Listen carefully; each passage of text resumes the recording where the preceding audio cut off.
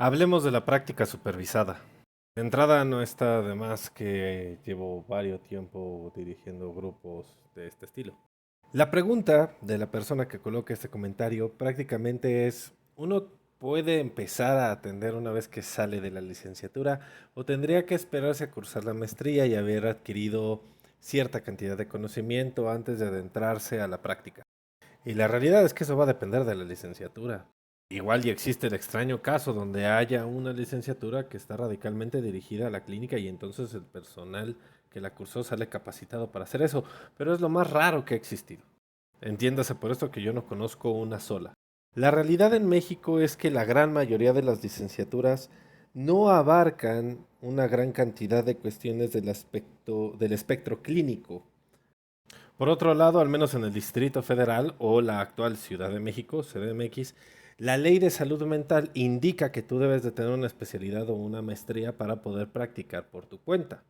Ahora, la práctica supervisada es una cosa muy similar a las prácticas que se tienen en la licenciatura o al servicio social, solo que, al igual que aquellas, requiere cierta cantidad de conocimiento específico para que tú puedas dar cuenta de qué es lo que estás haciendo y para dónde va.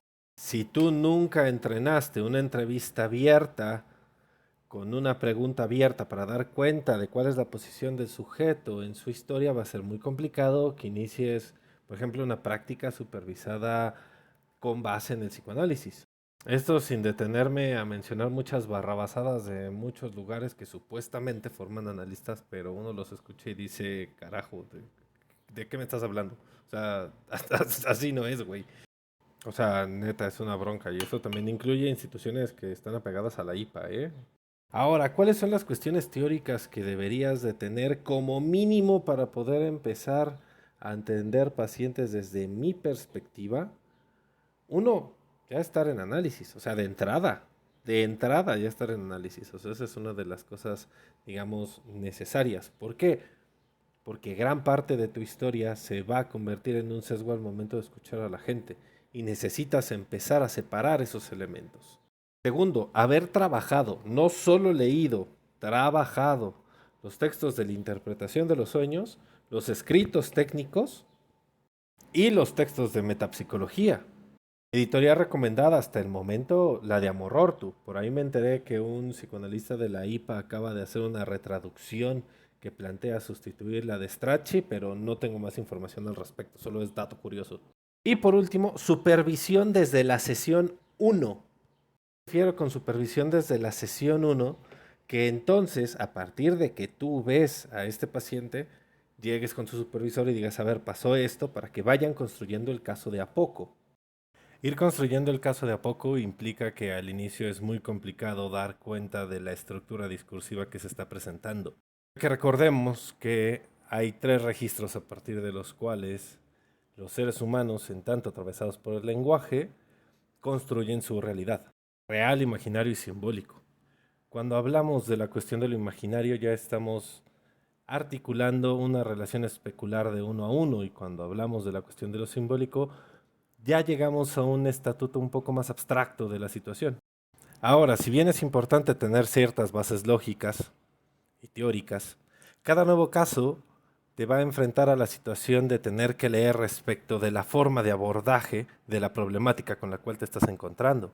Que en definitiva no es lo mismo trabajar una cuestión de duelo, una anorexia, trabajar con un paciente delirante, trabajar con una persona que tiene problemas con respecto de su decantación sexual, problemas que tienen que ver, por ejemplo, con bullying, con abuso, con dinámicas familiares conflictivas, entre otras.